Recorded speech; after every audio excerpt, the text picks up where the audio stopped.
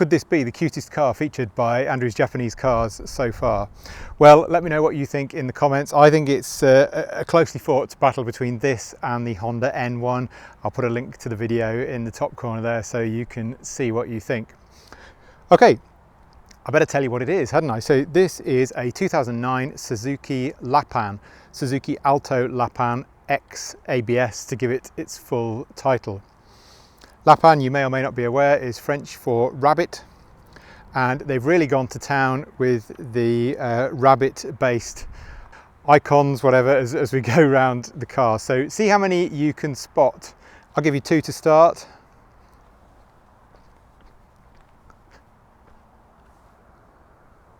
On the keys, there we go. But there's a lot more. So see how you get on as we go round. So the Lapin is very popular in Japan. It's a K car. You can read a bit more on the website about what K cars are. Essentially, it means it's limited in size and engine output in exchange for insurance and tax breaks for the owner driver in Japan. So this is a 660 just under cc 3-cylinder petrol engine. It's got automatic transmission. For those of you who hate CVT, you will be very pleased to hear this is a traditional automatic with gears and everything, and you'll see that when we take it for a drive later on. Let's show you round the outside first of all. I love this colour. There's a few colours that the Lapin comes in that I really wasn't too keen on. This was my #1 target, with the other being the sort of the minty green. So really happy to have got one for you in this colour. It's got a clean MOT, no advisories. We've got the monsoon shields there, as you will be familiar with if you've seen some of my other videos.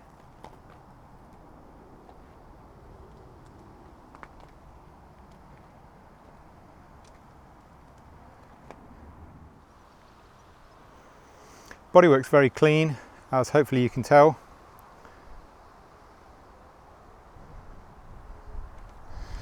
This offside reversing light here has been converted into a fog light. I'll just show you that.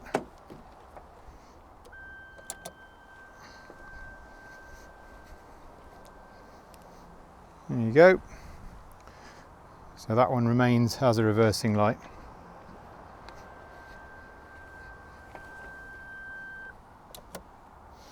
Please forgive the Mitsubishi, I was going to say Mercedes then, blimey, this is a Japanese Cars channel, Andrew, come on. Mitsubishi rubber mat, which is just there to keep the carpet underneath nice and clean.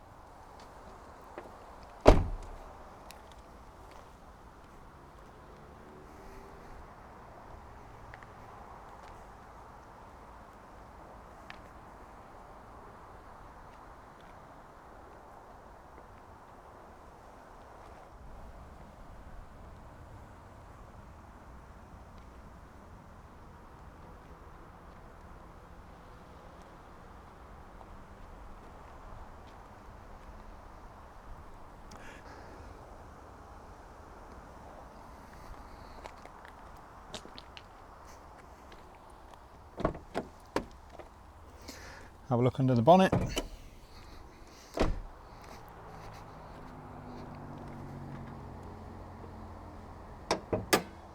You know that I'm not a fan of cleaning engine bays particularly, but there you go, fairly clean anyway, a little bit of dust around and about. Just point out this, pretty much every K car I've imported has this, that being surface rust on the tops of the wings where they haven't been fully painted. You might not be able to tell, but I've covered that in some rust proofer just to stop it getting any worse. But as I say, pretty much every K car, not just Suzuki's, every brand has a little bit of that. We'll see some new top mounts there. Had to have those for the MOT. Other things it's had done then: engine oil and filter done, transmission fluid changed, and air filter as well. There's another one there, and another one there. Let's show you the inside now.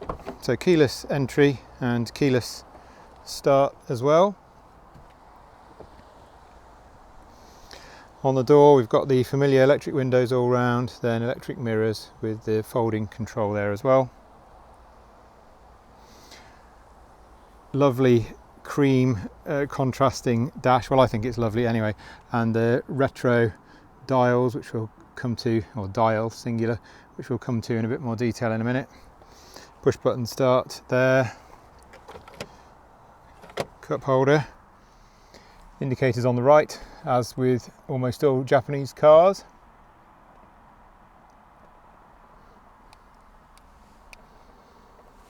It's got air conditioning, which blows nice and cold. Stereo with CD. Some storage under there. Some more down there. And as well as the two keys that you've already seen, we've got some, there we go, books here as well.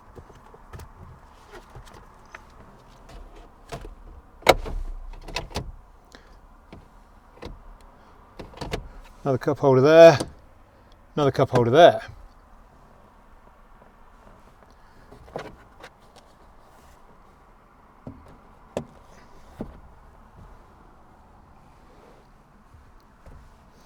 So I've got the keys in my pocket and just start it up.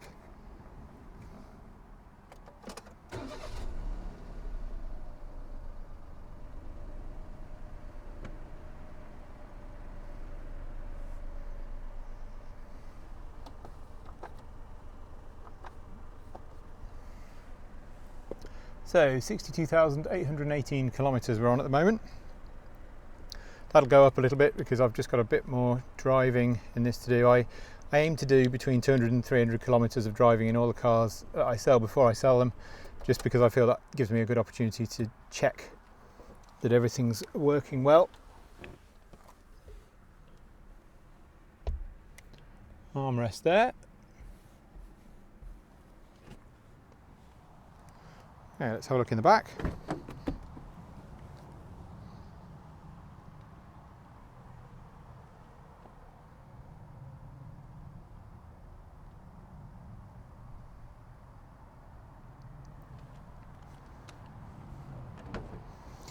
And in the boot, my camera gear there. Let's just move that out of the way.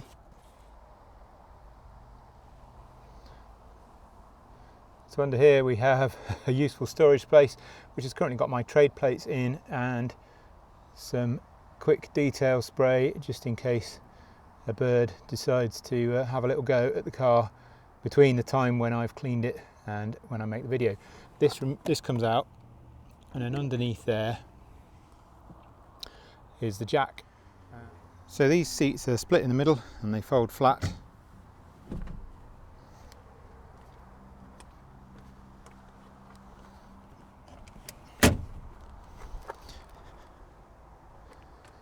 To give you a pretty reasonable sized boot actually for the size of car. As we find on a lot of these K cars, the flexibility and functionality is a real strong point despite the small size.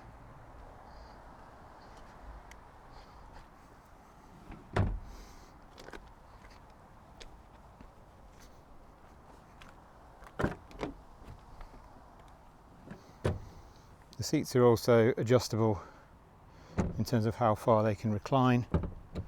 So that's the two extremes. One's as far back as it will go and one is as upright as it will go.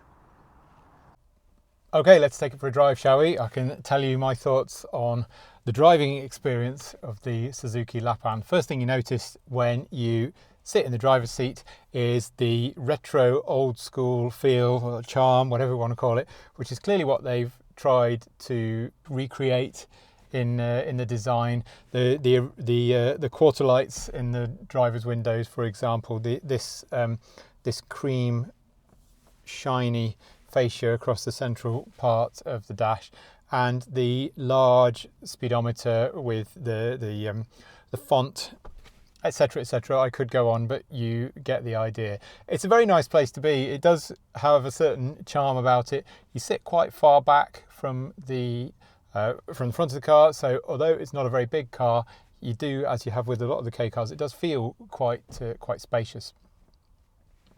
I'm 6 feet tall, as if you've watched a lot of videos you will know very well, because I say it in every video. The reason I say it is because people ask me, am I going to fit in one of these cars? So I hope it gives a sense of the space. There's still plenty of room above my head, so I could be probably, what is it? It's more than a hand width, so I could be at least another few inches taller and I still wouldn't be banging my head on the roof. Plenty of leg room. I've not got the seat as far back as it will go. I won't put it as far back as it will go because it will probably knock my camera. But yes, a very nice place to be. So, foot on the brake, press the start button, all the lights that you would expect to come on and then go off again do. The airbag's taking a little bit longer than the others, as it often does, and we're ready to go. The car welcomes you as well when you start off, which is always nice. So keeping the foot on the brake, press the button in on the side of the shifter, down into drive, and away we go. I haven't got the parking brake on, but it's foot operated with the left foot, so click, so keep pressing and it ratchets on, and then when you want to release it and you press once more, you'll hear the ratchet disengage and then you can release it and away you go. Okay.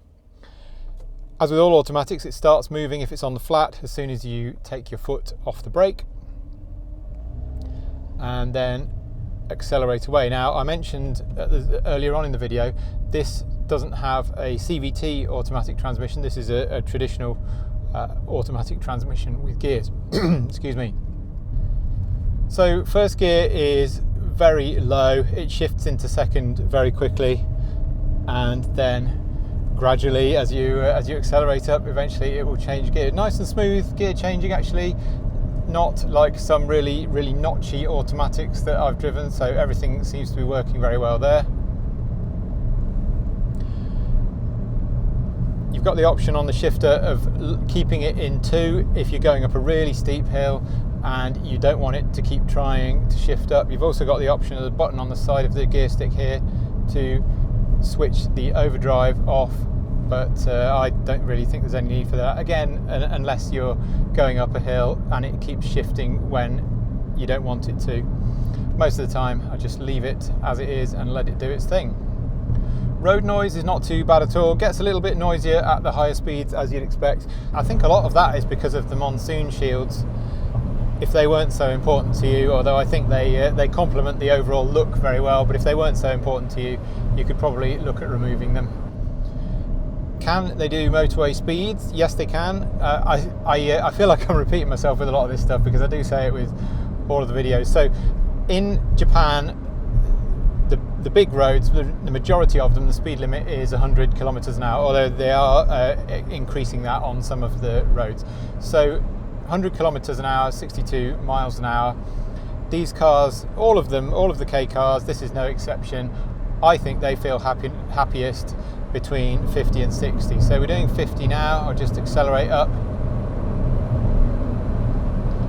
to just under 100, which is 60. Feels perfectly happy at that. We've got no rev counter, so I can't tell you how many revs per minute the engine's doing, but it feels like it could carry on at that all day long. It will go faster, but as I say, that's where they feel at their most comfortable.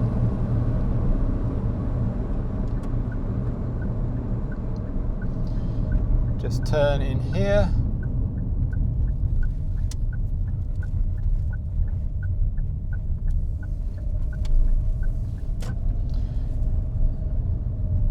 Brakes work really well, really nice and smooth, even braking. No obvious downshifts when you're braking, so no obvious sort of jolting as it shifts down as you're slowing down. Just as it should be. Sorry about the obscuring your view there with that number plate. That's my trade plate. If you're watching outside the UK, that's a motor trade plate that you can have if you're a motor trader or if you're repairing cars, and that basically is the equivalent of having taxed the car, paid the road tax on it, without actually having to tax each car individually. It doesn't get you out of the MOT, and it also doesn't automatically give insurance. It very much depends on the policy you've got. So yeah, that's why you've got that there. Sorry, but no getting away with it. Speedo's in kilometers per hour, so 50 is about 30, 80 is exactly 50, and 100, as we've said, is 62, just to give you some reference points.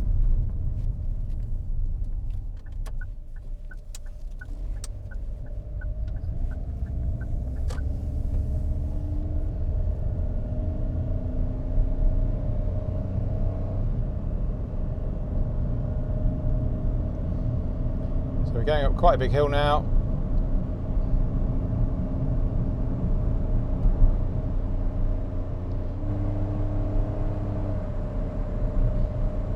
Let's take it around this roundabout, see how we feel about the body roll and the handling. I think that's pretty good, actually. I mean, again, I'm trying to comment on this not with respect to every car, well, because apart from the fact that I haven't driven every car, you know, it's not really fair to compare one of these to a sports car, for example. But within the genre, that went round. That's a roundabout I know very well. That went round that roundabout quite nicely. Much less body roll in the lower sort of hatchbacks than you'd have in the more boxy K cars like the Tanto, like the Spacia if we're sticking with Suzuki, or the N-Box. Comfort wise, the seat is really nice and comfortable.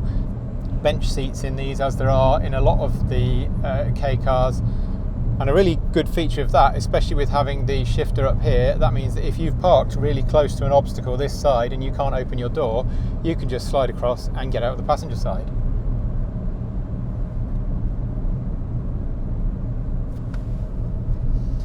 This seat is adjustable for height, as well as the obvious backrest angle adjustment.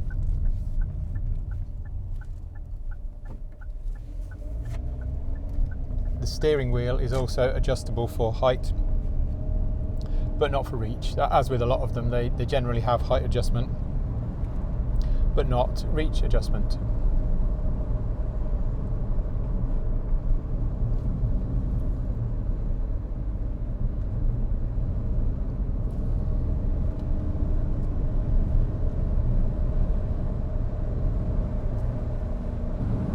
So in summary, this is an absolute pleasure to drive.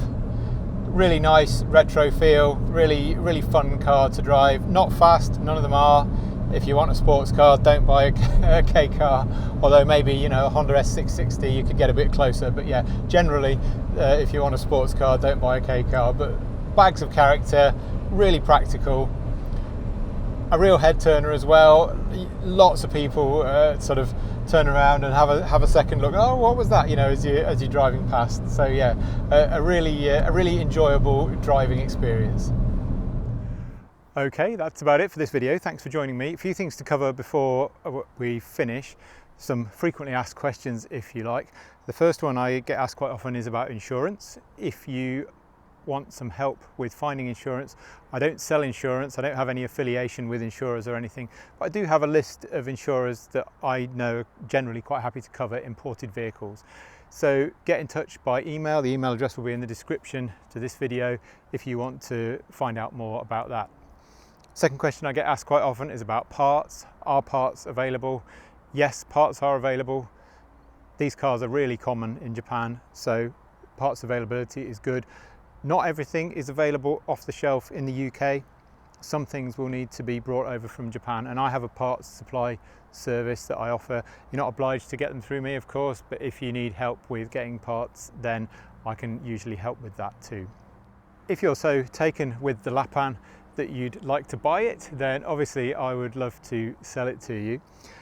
My email address is in the description of this video, as I've said, and you can get in touch with me via that email address to arrange to come and have a look at it and take it for a test drive. There will also be a link to the listing on my website, so if you want to see the pictures, although you've had the video, but some people maybe prefer pictures, so there's pictures and a bit more information on there too. Okay, remember to subscribe to the channel if you want to be updated when I post new videos like this. Thank you to those of you who've subscribed already. I look forward to seeing you again for the next one. Bye for now.